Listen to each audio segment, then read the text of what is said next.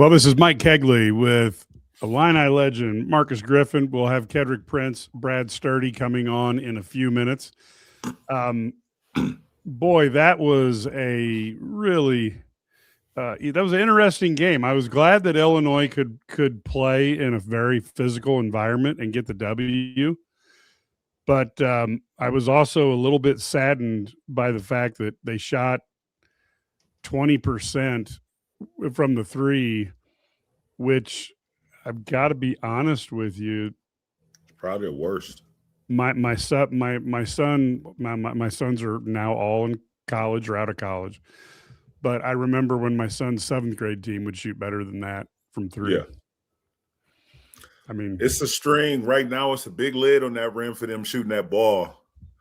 And so, but today, there's a shining light. They showed that they can score in very different ways by going on the block. Big Merch was a tank down there, and it just wasn't about his scoring. Him and Big Z was passing the ball very well after the guards was cutting. I think Jake Davis had a couple of layups slashing to the basket off post-up feeds. And so all we want to see is the adjustments when the shot's not falling. Because we both know you're going to have games in the tournament, Big Ten tournament, NCAA tournament. Teams are going to make you put the ball on the floor. You're not going to be able to shoot high 30s, 40% from threes all the time. And I don't want you to get fragile in the game, be able to go to plan B. Plan B, wear Big Merc out of. You're going to put a guard on him, let's wear him out. Let's wear him out. Yeah. Let's make that team double, and they did a good job of that. And you got to win these games.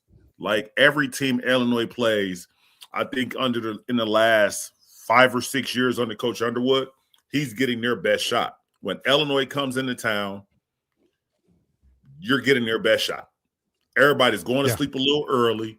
They not going out the night before. And so they want to give Illinois their best shot.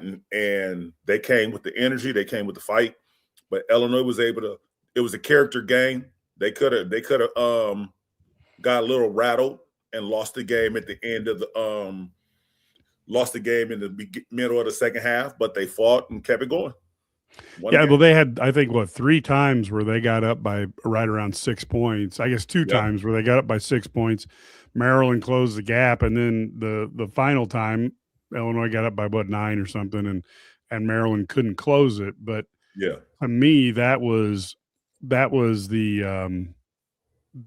thing is that when somebody keeps coming back and then you can force some separation, that is very frustrating to work that hard to come back only to have them separate from you. And then you come back again.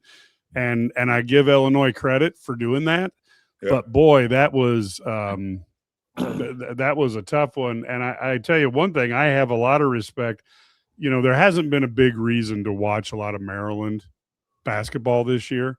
Yeah. And no offense, but this has been a rough year, first year, over there, with new coach. But I got to be honest with you, Mills looked like a darn All-American today. I mean, holy cow, played defense, rebounded the basketball, played effective offense. But, the bottom line is I think this game was kept close because of, at times, neither team could shoot threes. Mills and Coit were 4 for 17 from the three. And then if you go over to the Illinois side, you had, you had Humrick House. And then if you were to put Wagler and Stojakovic there with them, then now you're talking, 2 for 14. So there was a lot of missed threes to go around this game. Marcus, I'll be honest with you. Here's what frustrated me. And maybe you saw what was done to prevent this in the second half. Although I remember Big Z did have one rim run that he just didn't get the ball on.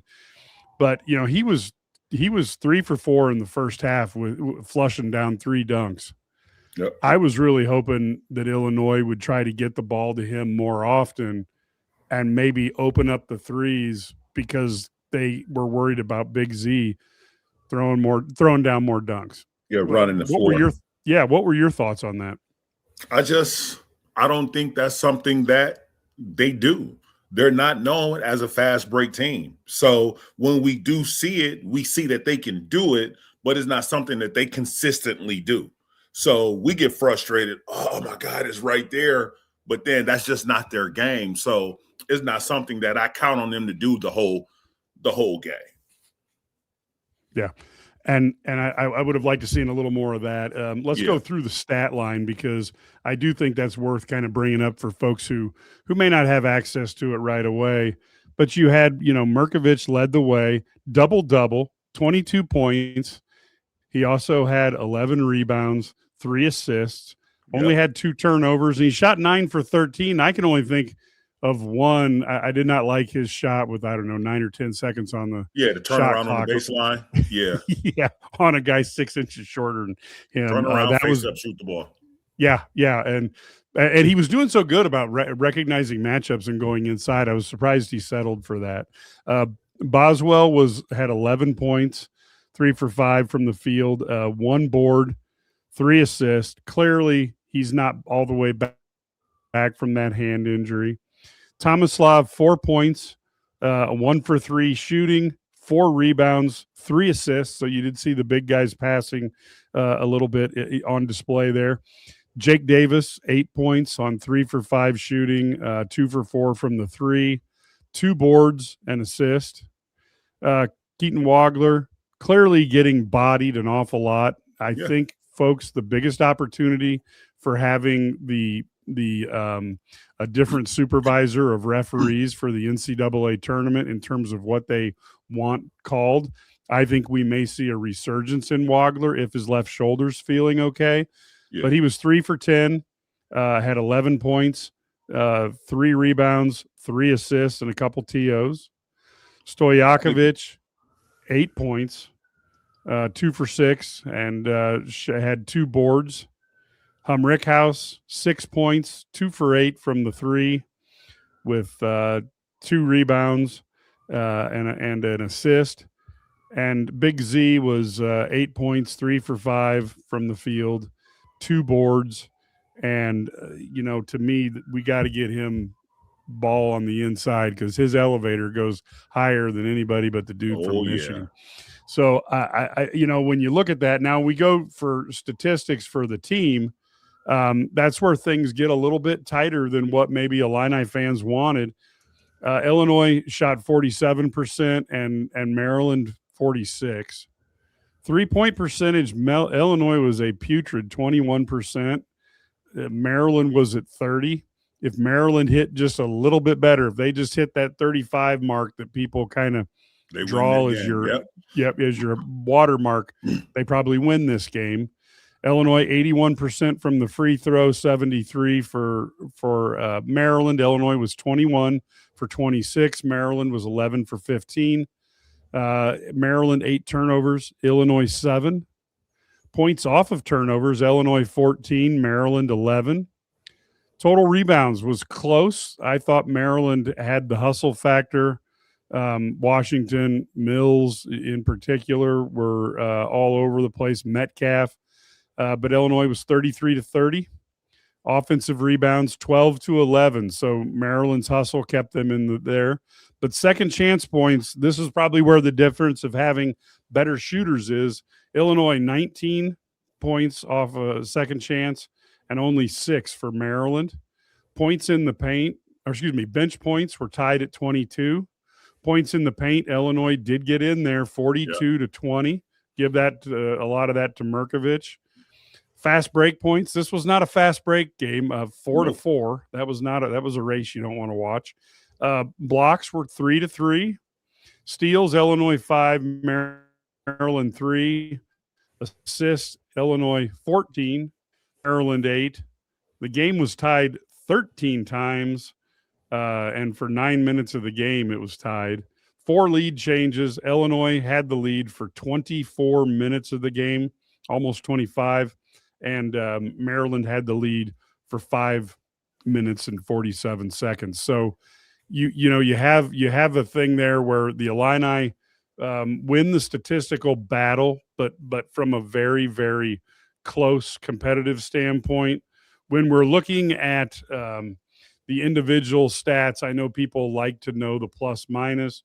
Remember, the plus minus, of course, is a very, very controversial stat. But Merck was plus 9, Boswell plus 14, Big T, Tomislav 8, Jake Davis was 7, Wagler minus 2. Both Stojakovic and Humrickhouse were minus 1, and Big Z was minus 4. And I think Illinois' points per possession was 1.258. Turnover percentage was 11.3%, and their scoring percentage was 58.1. So they scored on 36 of 62 possessions. So the Illini had a game that they had to fight through to make sure that they got what they needed. And when we look at the Ken Palm, now obviously there are more games here today, but Illinois is still holding on at number 5. We see a lot of people having them as the final number 2 seed. And if they were to win their first game in the Big Ten tournament, I think there's a big enough gap between 8 and 9 that I think they probably are a 2 seed. But I got to be honest with you, Marcus, I'm a little bit concerned because the team, and I'm jumping to a conclusion here, okay, Marcus? So you're gonna have to stand up for the players, but I'm jumping to a conclusion. I see the shooting percentage kind of going down. Now, part of it's they're playing better teams toward the end of the year, but Maryland wouldn't really count. They're playing better teams at the end of the year. The shooting percentage is going down, and it looks like, this is only the eye test, but it looks like the team's got a little bit of dead leg going on right here. They just don't seem to have that little pop and hop that you'd like to see. So I think this team, when they shoot well, they can be one of the most devastating forces in college basketball. But it's been a while, and it's been so inconsistent that I'm worried they can just turn the switch on when it comes postseason. I hope that nobody on this team believe that it's just a switch that can be flipped, because on this team, they have nobody who's had, I'm trying to think, do they have anybody that's had a lot of postseason success on this team? Depends what level you're talking about. I think Wagler was really good in high school. Exactly. So we can't utilize a switch, but their style of play, the pressure that they put on defenses is gonna make for some tired legs. And this time of year, you always get tired, but that's the one thing about playing as well as they play. They have given themselves an extra 3 days of rest. I'm pretty sure coach is going to relax, maybe do some light stuff the first couple of days starting next week. Monday, Tuesday might do some light stuff. Wednesday might start to ratchet up a little bit more, and then you get the Thursday probably be a light day, and then you got the game on Friday. So that's just usual. I can remember when we was getting ready for the Big Ten, when you take that deep breath after the season is over, after the regular season is over, you like, okay, that was a long season, but now the fun begins. Like, this is where it really is fun, and you take a day. I'm pretty sure these guys going to be off their feet the rest of the day, be off their feet tomorrow as much, to rest up as much as possible. And I'm pretty sure they'll be in Chicago on Wednesday. Yeah, well, they'll be playing on Friday. Yeah, I'm talking about when would they go up there? Yeah, Wednesday, I believe Wednesday, but we'll have to ask Sturdy that because he'll have a better idea. And so, but yeah, I think this is normal. But yeah, they do look. It's been like this for the last. But something else though, we got to get back to the rebounding. We haven't dominated the glass in a very, very long time. Like, I'm thinking like maybe not the Indiana game, the Iowa game. It feels like we haven't dominated it like how we need to dominate. I think we're the second best rebounding team in the country. Yeah. And we haven't shown that in these last 10 games. We got to get back to that. We have a clear, we gotta show them our toughness on that glass. And then everything else will follow. But we got to show people you're not going to get a bunch of second and third chances coming against us. We're going to play defense, and we're going to hold down the paint by rebounding the ball. Yeah. Now I'm gonna throw one question up here because people People are taking my material. Uh-oh. Yeah, I know. We've talked about this, and this is a frustration that I've said over the last couple of years. Is we always have this team that is so deep and it's so well thought of, and the coaches tout it, and then we only have 7 or 8 guys who play, and I do think when you look at a couple teams, Michigan State. I would like to have seen one more player get developed, and I don't. Does it make a difference in the dead legs? Probably not. But having one more guy in that rotation, I think helps a little bit, and having one more guy that you can trust, down the stretch gives you just another alternative, another tool in the toolbox for the coaching staff. Yeah. And I do find it frustrating. You've obviously, Illini legend. Did you guys have anybody on your team that everybody kind of thought was going to play, and then by the end of the year they just weren't in the Coach rotation? Kruger and Coach Self, we kind of, especially with Coach Self, he would use players just for sparks. So sometimes Jerence Howard wasn't part of the rotation, but guess what? Jerence Howard is going to come in the game because maybe if it's just for 2 minutes, just a spark, a little intensity that he can bring in. And especially as you see how they're guarding Wagner now, they're being a lot more physical with him, a lot more physical. And that usage, all it's doing is making him more tired. So I would just bring in another guard, let him get, even if it's 2 minutes, or you do it at a 9-minute mark, and you got the 7-minute timeout, and you put him back in, stuff like that. But yeah, we've already talked about this, that short bench. Maybe that's one of the reasons why these legs are getting heavy, because it's so short. Yeah. And that would be probably my biggest frustration with the Illini team. And it is a consistent thing where we think the bench is going to be much deeper than it is. And then it comes up short. So I look at that as, you have to, the coaches have to get better, just like the players do. Each year you'd like to think that Coach Self is a better coach today than when he coached you all those years ago, because he learned and he worked at his craft. And so to me, if I'm, looking at something that the Illini coaches can do better, it's if every year you have a guy or two that you think is going to play who gets here and can't play, then you have to get your identifying talent. You got to sharpen that pencil and do that a little better. Yeah. And that's where I guess that's where I get that.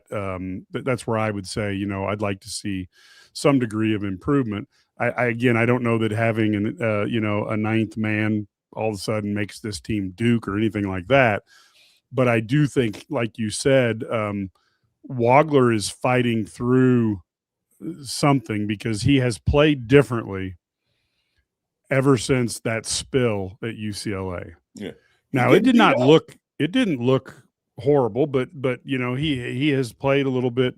He's definitely fighting through some stuff. I'll give the kid credit because he doesn't complain. He goes out there, but I do think ultimately Illinois has to figure out something to help him out. And I'm going to ask you this, Marcus, but I think when you change up, the guy who when you change up the objectives of how the NCAA tournament is reffed compared to how a Big Ten game is refereed, I think we'll see Keaton Wagler score a little more, and I think we'll see him get to the free throw line a little more often, because they're not going to let guys tackle and grab him for 94 feet the way they do in the Big Ten. You think am I totally smoking crack on that, or do you think that's a realistic expectation? All I'm gonna say is it depends on the referees and what conference they're representing. If you're getting Big East referees, you're not going to get.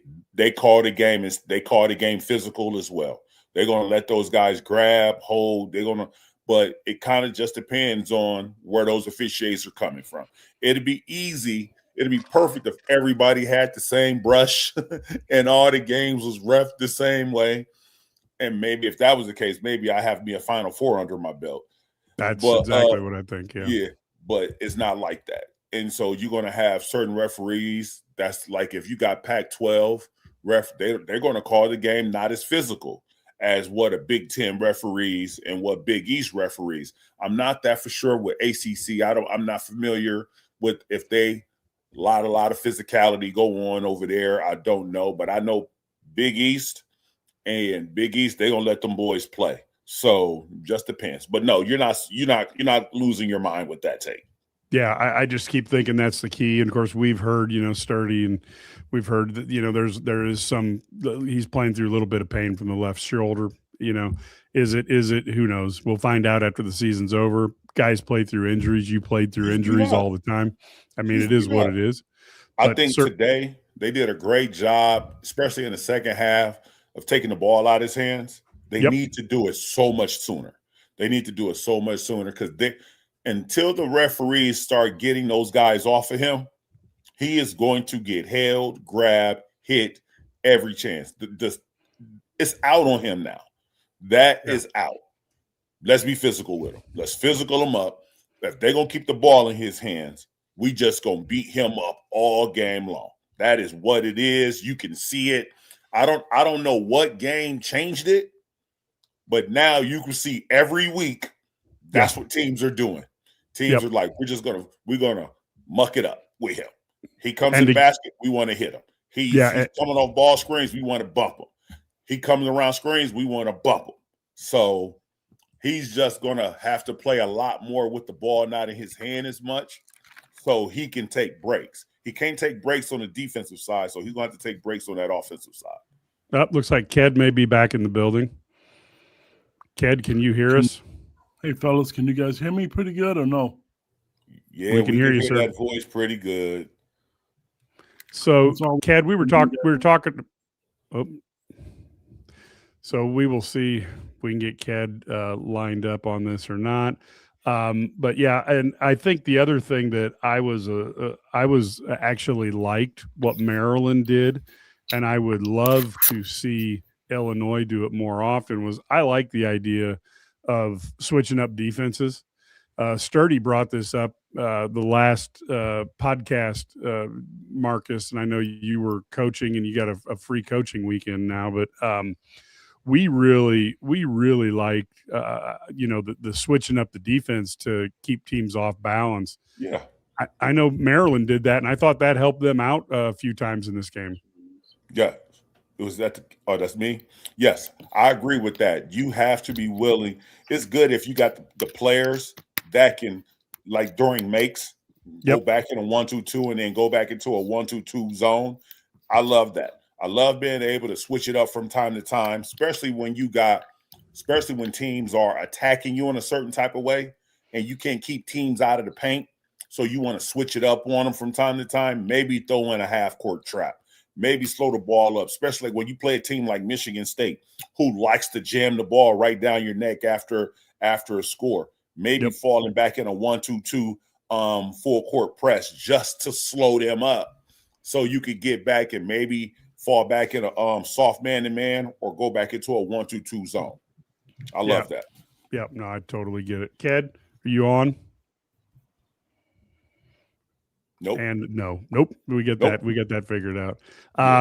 So let's talk a little bit about Mrkovic. 22 points, 9 for 13 from the field, 0 for 1 from the 3. So he did not push the 3, which was I thought was good tonight. 4 for 5 from the free throw line, 11 rebounds, 3 assists, 1 foul, and 2 turnovers. I'm telling you right now, in a normal world, Murk is probably Murk is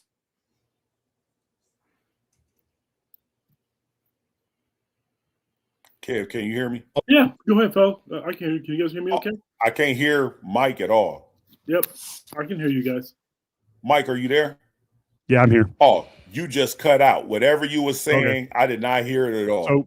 So Murk had a hell of a game, and he basically ended up 9 for 13, 22 points, 11 rebounds, 3 assists.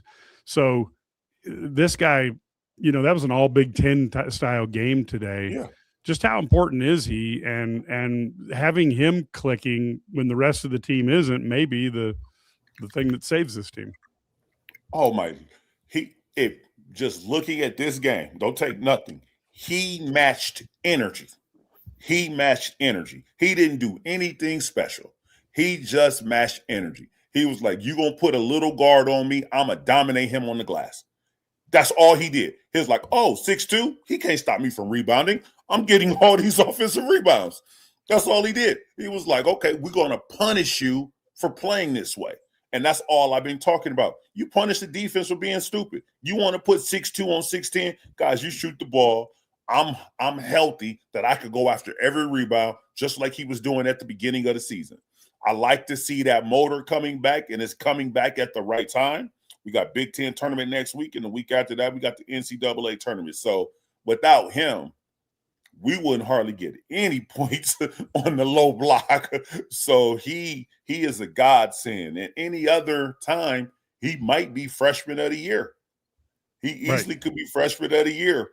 But you got this kid Wagner who might be Big Ten player of the year and freshman of the year this year. So, but yeah, I love his game. I love his motor today. He was solid. I'm glad that he wasn't staying out by the three. As soon as he saw a matchup that he loved, he went straight to the box. And I love that attitude. I love that energy.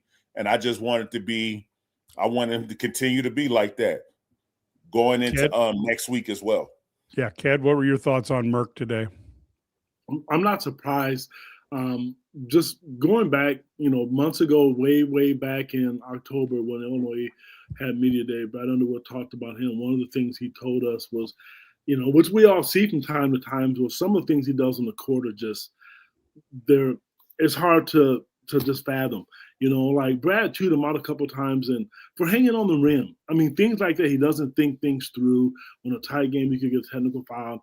I remember early in the season, he threw a 75-foot bounce pass, or Brad came unglued with. And I mean, he is who he is, but he's a really, really good basketball player. And, there's no sense now. This team is who they are. I'm sorry I missed the first part of the show. I was actually doing some recruiting work for the University of Illinois, so that's why I was late, fellas. But having said that, they're not going to change. If Illinois is going to do anything in the post-Griff and anybody who's listening, it's going to be him. It just is. Yep. I don't understand, why Tommy, who struggled for the last 3 or 4 games, doesn't want anything to do with it. But what's the point of talking about it? It's not going to change, and it's what it's going to be. Is Tommy dealing with any injuries? Because it was a mother this time, Leroy. Does Tommy have any injuries, KP? Yeah. You know what? No, I don't. He appears to be healthy. But here's what I think, guys. And Griff's, there's a lot of kids who put on weight, and sometimes it doesn't fit them. It doesn't. And I think he's so big, he's not as mobile as he once was. Compared to his brother, he's not at all. No, Zonomer can move. And if it was me and I'm not coaching, that kid would be getting 30 minutes a game because he is mobile enough to at least move. He can get up. He will attempt to block shots, and he'll try to get out and guard. And he's able to guard the perimeter better. And I'm not criticizing Tommy. It's just not who he is. I think gaining weight is what everybody thinks that's a natural thing to do. And I'm not criticizing Adam Fletcher because he is a master at it. I just think it's hindered his game. He's not mobile enough.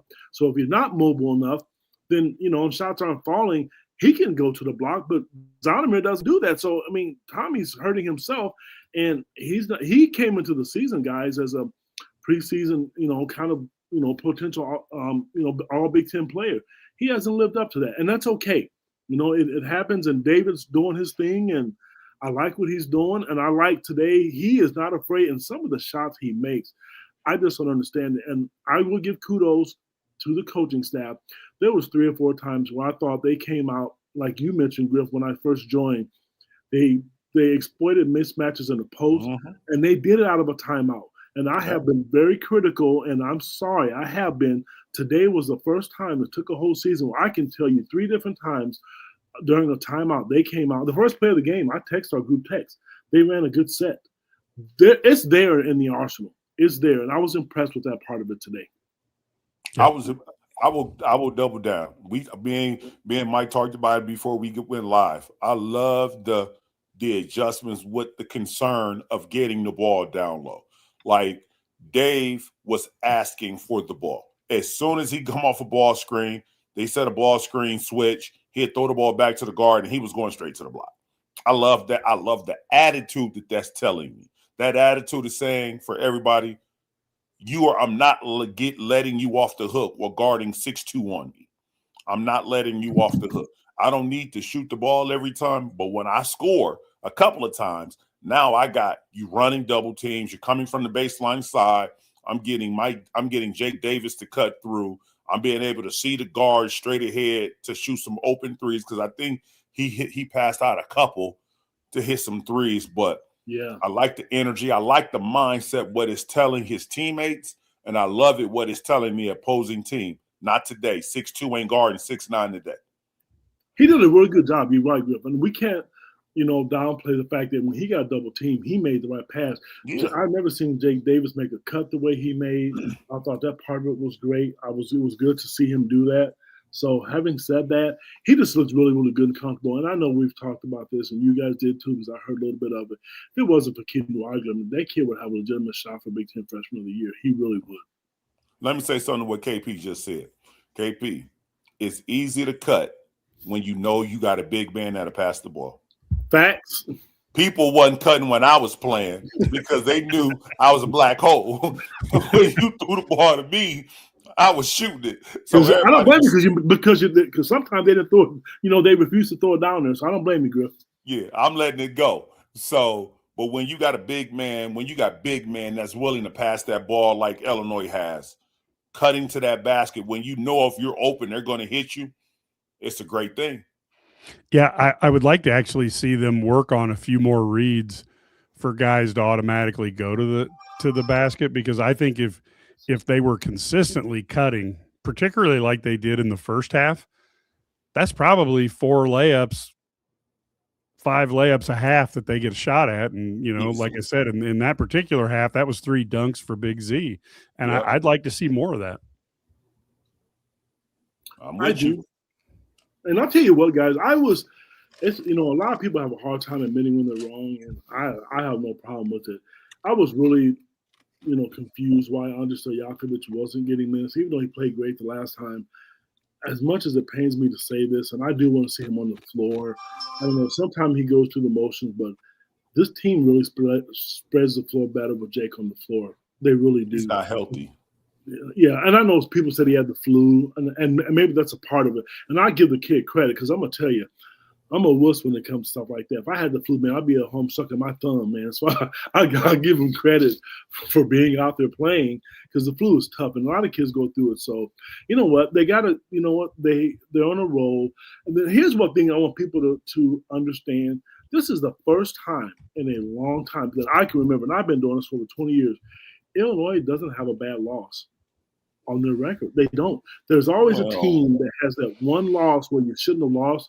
Yeah, we can say they should have won at UCLA. They shouldn't have lost at home to Wisconsin. Yeah. But there's not a bad – every team they lost to was going to the tournament. Every one of them.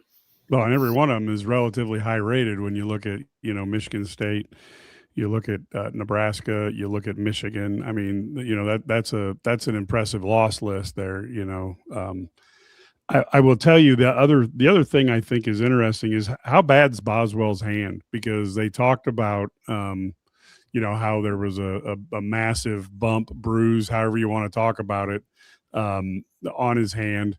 He definitely doesn't feel. You could tell he doesn't feel 100% comfortable, although he ended up shooting 3 for 5 today, so that's not the worst thing in the world. He's fighting through it. Ked, have you heard much on that? Yeah, if you guys remember, he took the brace off, then he got it injured again. Yeah, he got smacked on it. I remember. He hurt it again. Kind of like Zonimir's nose today. He injured it again. And to me, here's what I like. I know people from maybe, I don't know what other schools who Illinois could possibly play in the tournament because we don't know who the seed is. Teams in the Big Ten will probably, because the scouting is good, they'll sag off like I know Michigan did and make him shoot it. And he's not looking to shoot the ball. Maybe it's because of his hand. Who knows? But in the tournament, they're going to know, and they'll look at the games where he's played well. He's capable of shooting it.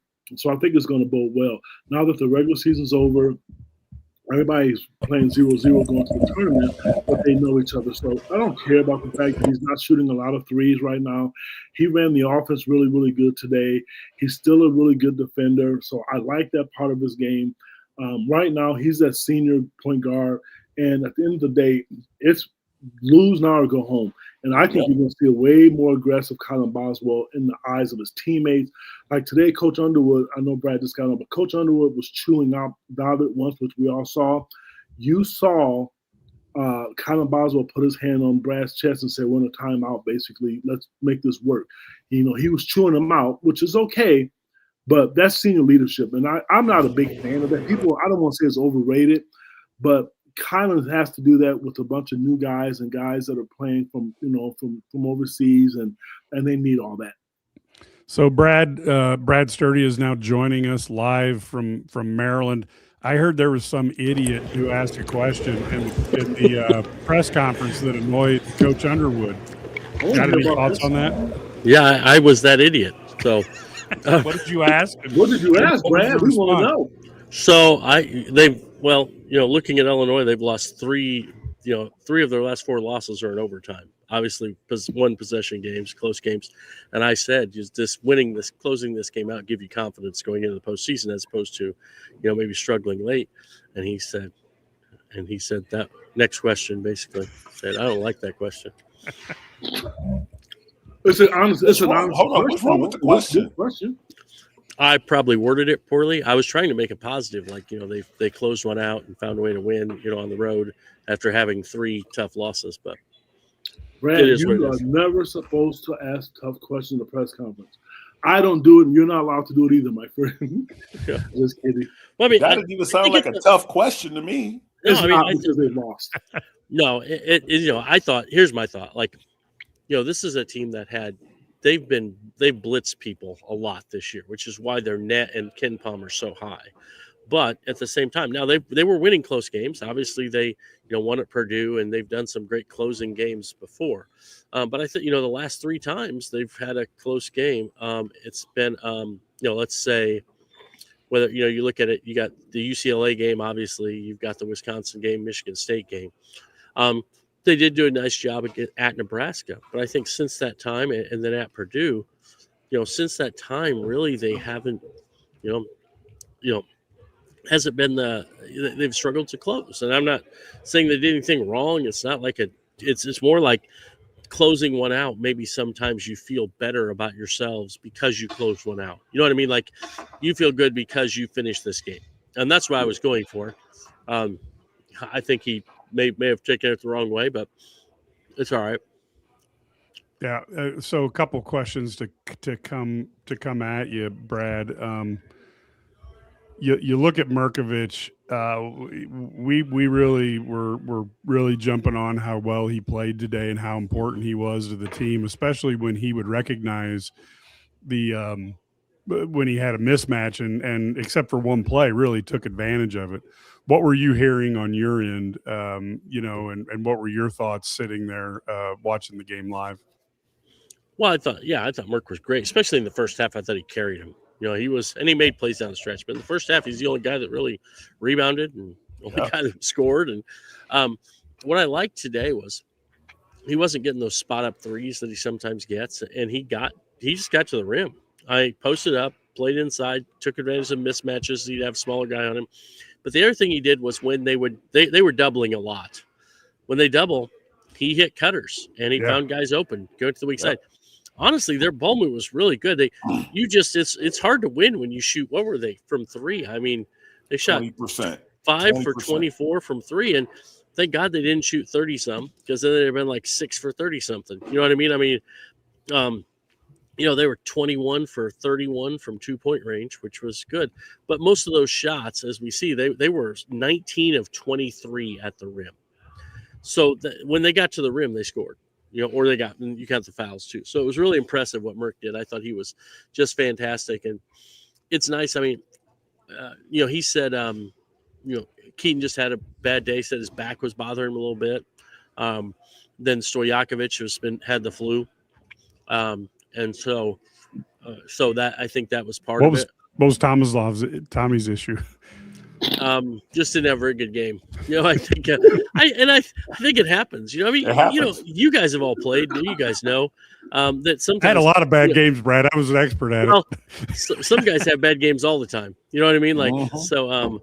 But no, but I think you're going to have a day when you're not your best, and so forth.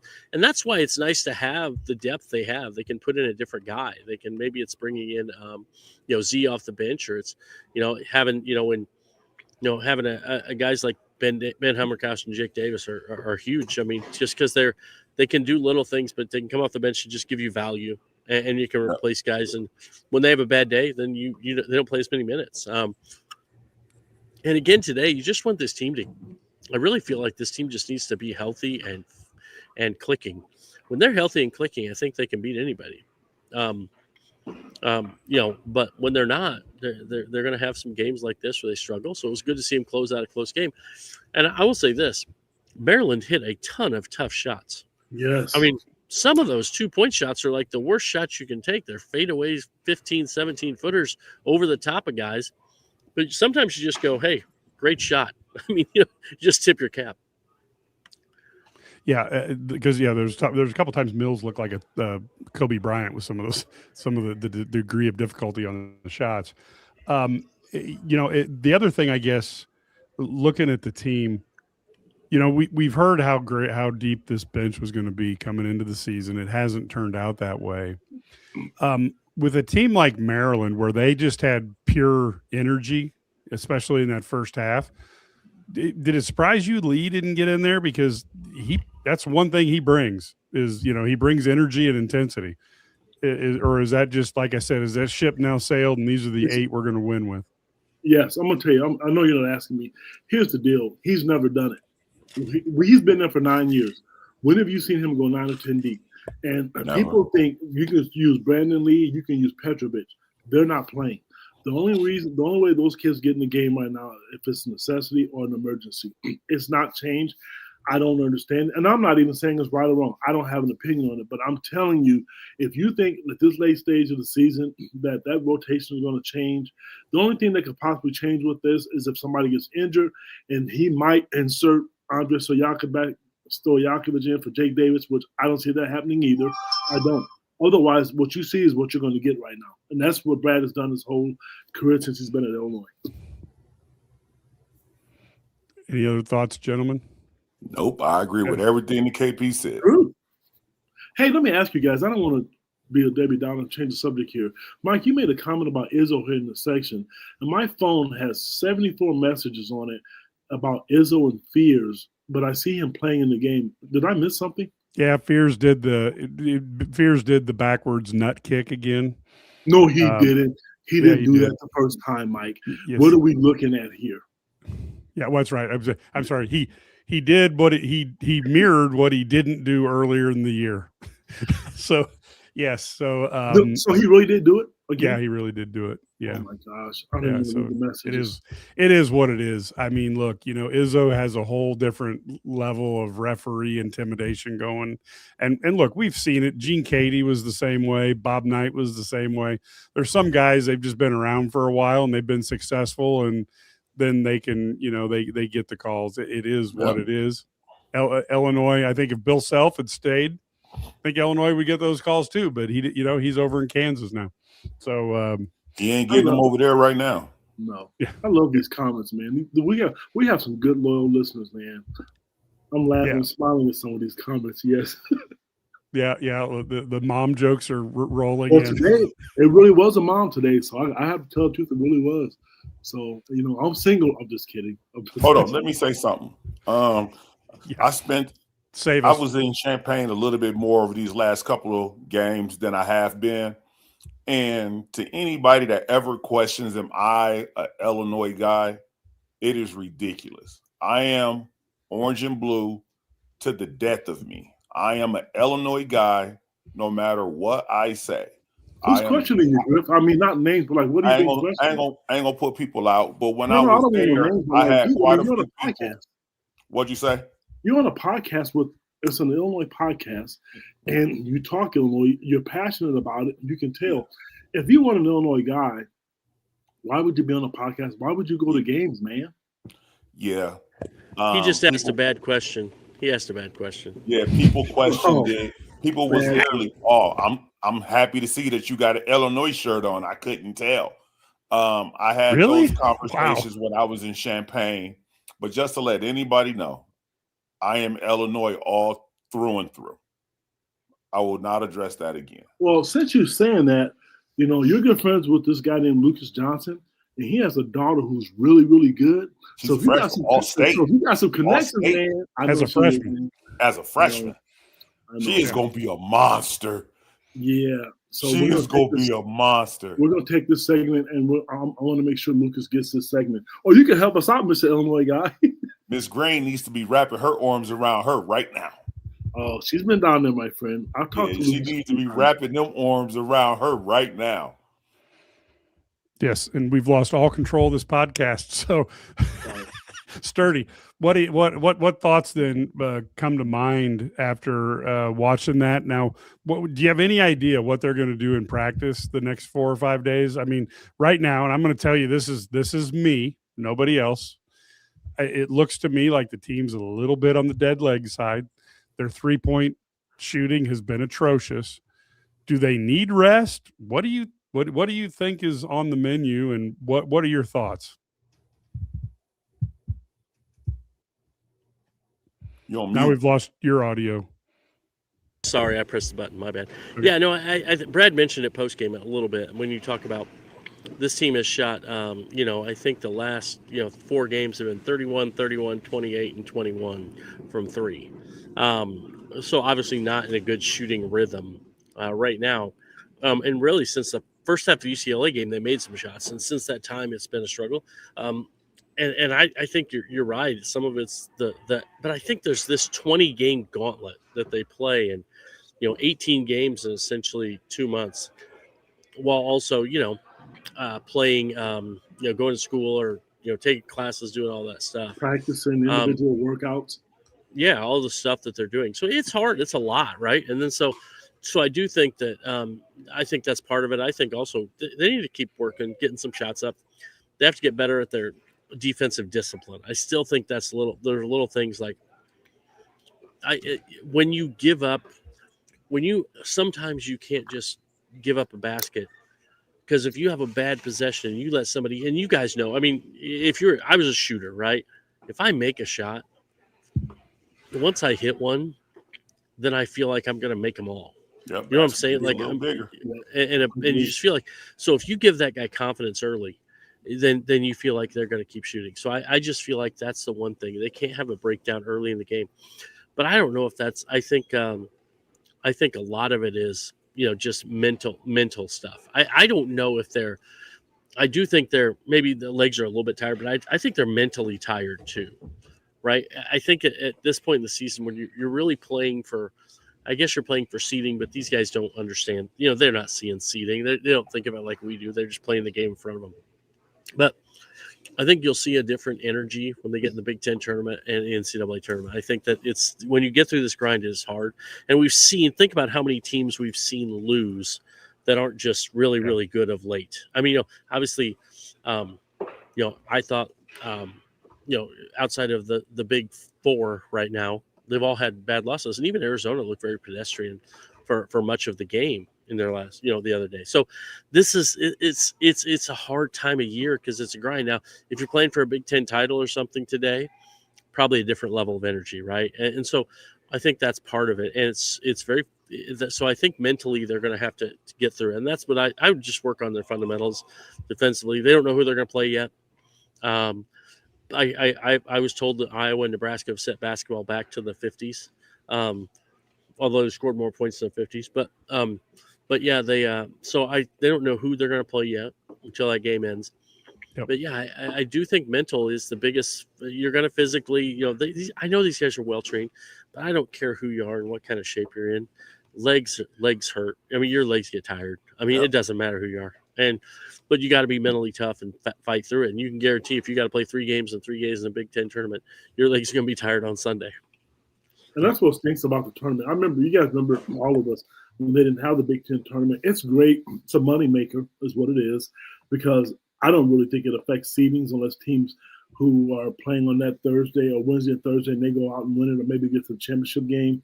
And that is a concern for me. I mean, they have time off. I know we're talking men, but I know Shauna mentioned Green that she gave her girls a couple of days off, or her women a couple of days off, because you practice, you play it, prepare, then you play 3 days. I was going to say last week on the podcast, I didn't care if Illinois shot the ball well today. I really didn't. Save it for the tournament. I don't care if they shoot well in the Big Ten tournament. I think winning today, they're going to be a 2 seed. I mean, they can't go out and get blitzed in the first round of the Big Ten tournament. But I think what Purdue's doing and how they've struggled down the stretch, I think Illinois is a 2 seed, and I think that's great. That's a blessing. That's because they don't have any bad losses. But if you get an opportunity to rest your legs, I want to see them get hot at the right time. At the end of the day, that's what you want. Right now, you're not winning the Big Ten. I don't even care if they win the Big Ten tournament. I want a Final 8 this season. If they can get to a Sweet 16, should be a lock. A Final 8, a Final 4 will be icing. If they win it, great. If they don't, this team is good enough where they should do it. But if they continue to shoot 31%, 28% against good teams, that's not going to get it done, guys. Yeah, Mike, just to go back on what you was talking about cardio-wise, I mean, them having dead legs, I think first 2 days, they shouldn't have no tape on them ankles. It should be heavy film sessions, just letting them just shoot some shots. Shoot some shots, watch film, relax. And then you can start picking it up as you figure out who you playing. You can identify them, have some scout days, and then get ready to go for the game on Friday. But how did Coach Self do that with you guys? If you guys had a quick turnaround like that, do you remember what it was like and how he went about attacking those things from a mental standpoint? It wouldn't be like he will give us a day or two that we wouldn't even tape our ankles. And what that means for him is no physicality in practice. No guys banging up against each other. He needs us to rest. Films, getting our bodies treatment, if you need to be in an ice bath, if you need to get ice on your ankles, all of that stuff is happening. Okay. Because when we go. And once you get out of the Big Ten tournament, as we know, it's a quick turnaround to the NCAA tournament. There's not a lot of time. You don't get a lot of time to take days off. So this right here is your time. And then mentally tough, you just gotta, it is what it is. You just gotta let it go and you gotta bring it. So Brad, if Illinois plays Wisconsin, people are obviously worried about, Wisconsin's hot, Illinois is lukewarm. Do you see that as a major thing, or are we looking at, giving these guys 4 or 5 days off, it kind of reshuffles the deck and kind of starts them all over again? Wisconsin's tough. If their bigs are making threes, they're a tough guard because their guards are really good. If their bigs don't make threes, though, we've seen a lot of games that are bad. This is the same Wisconsin team who just lost to Oregon, right? Yeah, exactly. I mean, so I know they're hot, but they and they're good. This is what you get in college basketball. There's a lot of parity, and if they have a good shooting game, they're probably gonna be hard to beat unless Illinois has a good shooting game. So I do think so it's gonna be interesting. By the way, I will not tape my ankles on press row in honor of Marcus. So we're on the airplane going home. No ankle taping. Yep, don't tape. Better get to the airport. Better get to the airport early if all the stories on Twitter are correct. No. Can I ask y'all a question? Yeah, go ahead. KP, you said something earlier that Illinois will be a 2 seed, but then I heard on TV that they will be the 4th 2 seed. Do y'all are okay with Illinois being the 4th 2 seed or the number 1 3 seed? Me personally, I think it matters as a 2 seed, I guess. But when you're that low, because it's going to be the ranking as a 4th seed, 2 seed, you're going to play the toughest next round opponent. So it's nice just because of the fact that you get that 2 seed, I guess. But when you're in the second, third round anyway, I have to admit it. I don't think it's going to matter. I really don't. Because you still got to beat them anyway. Yep. Yeah, it'd be interesting. I think the key for Illinois is I think they've pretty much locked up that they're going to be in St. Louis in the first 2 rounds. I think that's a key because that's where you want to be that because they'll have almost a home court advantage, right? And then what would be interesting though if they have if they get like Missouri as the 10 seed down there or something like that, that would be interesting. or maybe St. Louis is in that somewhere in there, 7 or 10. But no, I do think they're going to end up in St. Louis, and I think so. I think that's part of it. They're definitely they should have a protected seed. Then after that, I think you get in the Sweet 16. If let's say they're the last 2 seed or the first 3 seed, they're probably getting Iowa State either way, as that because Iowa State seems to be 9th, right? So maybe that's now here's the weird part. We were talking about this before the game. I don't think Michigan's a great matchup for them. I think they'd rather play some other teams that they haven't seen. But if you do that, you could still, let's say they're the 3 seed and they say, well, we're going to put Iowa State as the last 2 seed, Illinois is first 3 seed. And then Michigan, somehow we got Michigan, Iowa State, and Illinois all going, and Iowa State and Illinois go St. Louis to Chicago. That would be interesting, right? So that would be interesting. So no, I think I think the biggest thing is just take care of business. I think winning the Friday game is important. But after that, I mean, if they're the 4 seed, I haven't even looked at the score of that game, but if they're the 4 seed and they're playing Michigan on Saturday, I don't. If you win, great. If you lose, you get an extra day to get ready, right? I mean, the Big Ten tournament's cool, but and then you got to play another 40 minutes on Sunday and all that stuff. So it's not gonna hurt them lose. Like we all like the wins and losses, but if they lose to Michigan, they get another day of rest. Let's be honest, you get another day of rest on those heavy legs. Yep. Yeah, and Michigan currently, just for those people, doing 2 things at once. Michigan's currently up 76-70 with 3:31 to go over Michigan State, and Nebraska is comfortably ahead of Iowa 46-35 with almost 13 minutes to go.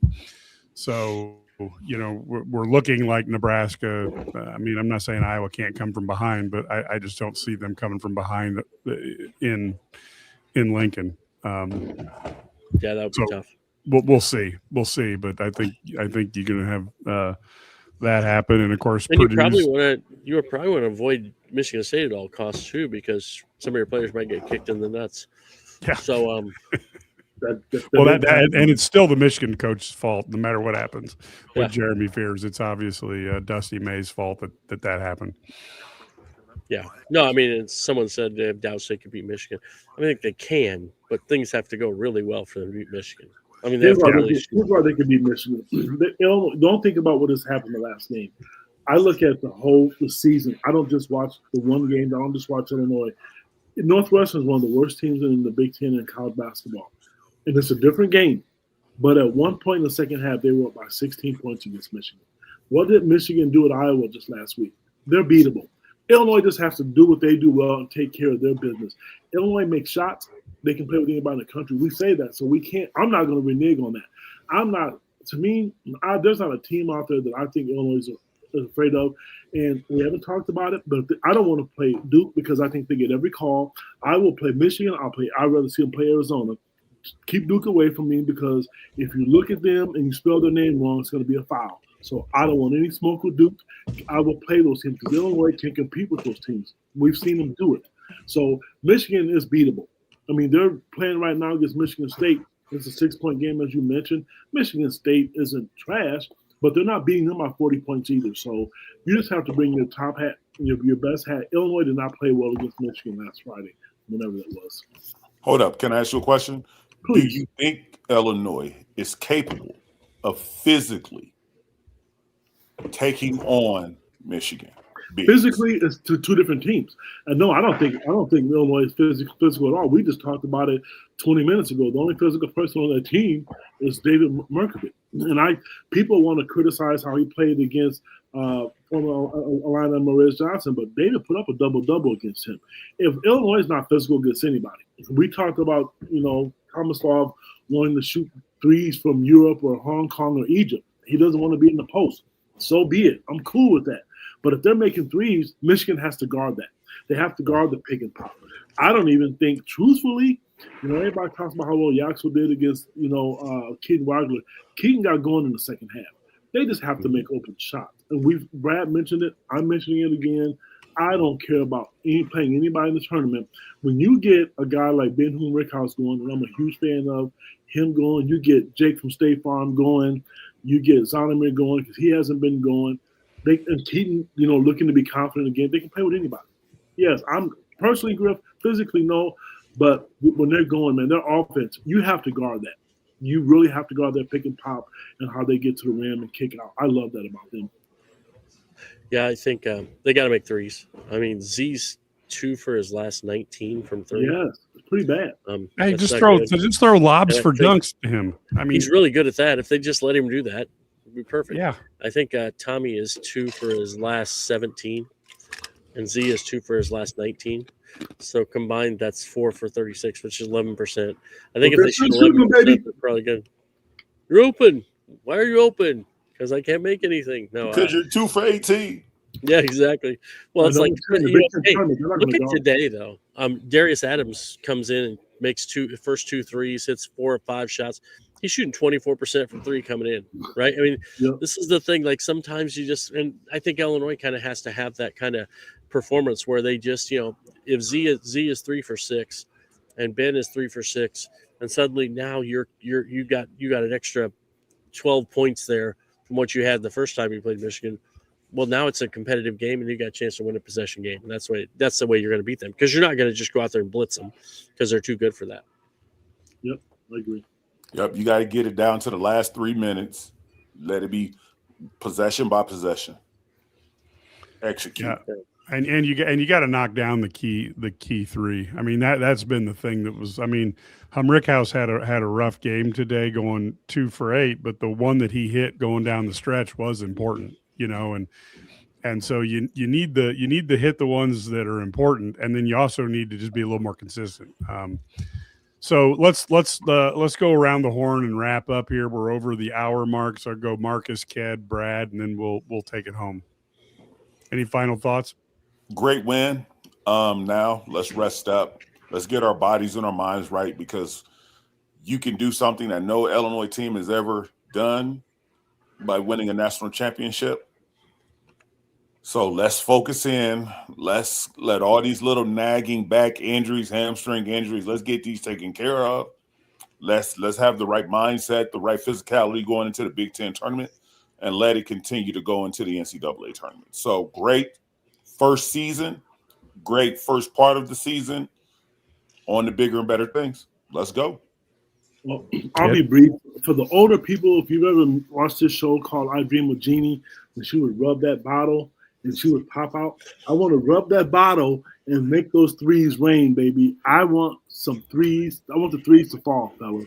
If we're going to do what we think we're capable of, let's rub that Genie bottle, make threes, and if they lose making threes, at least you don't have to stress yourself out and watch what you've watched for the last 3 out of the last 4 games.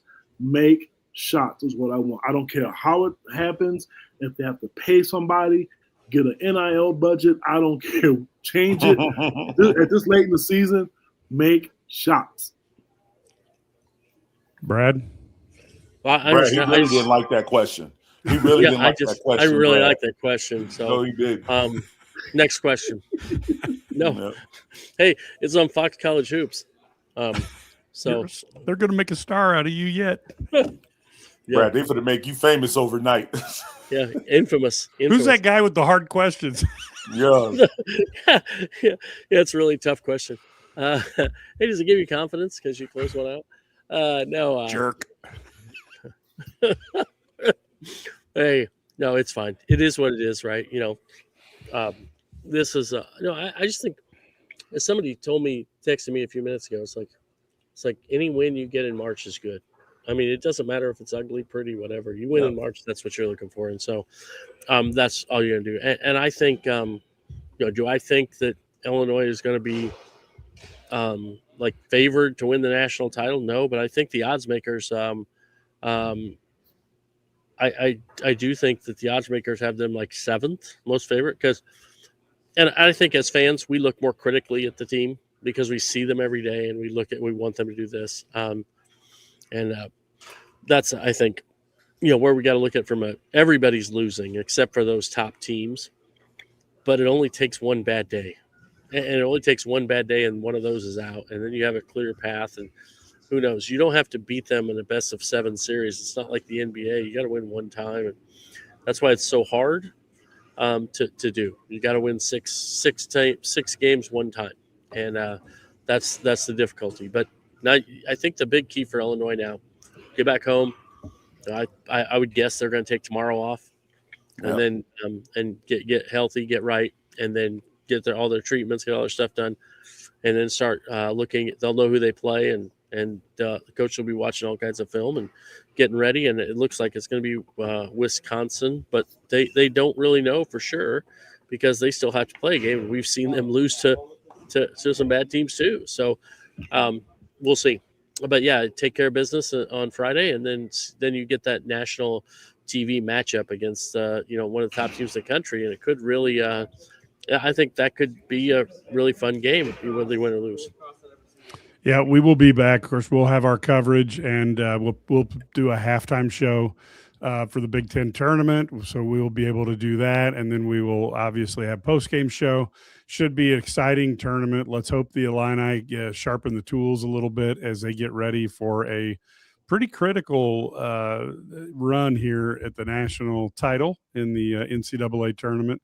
Obviously, it's a single elimination, so Lord only knows what's going to happen. But this is an important one as Brad Underwood wants to see what he can do about getting to the Sweet 16 and repeating to the Elite Eight or even higher. I'm certain this Illinois team and staff have high expectations. Now the key is, can you live up to them? So we will be back later in the week. Until then, folks, go Illini.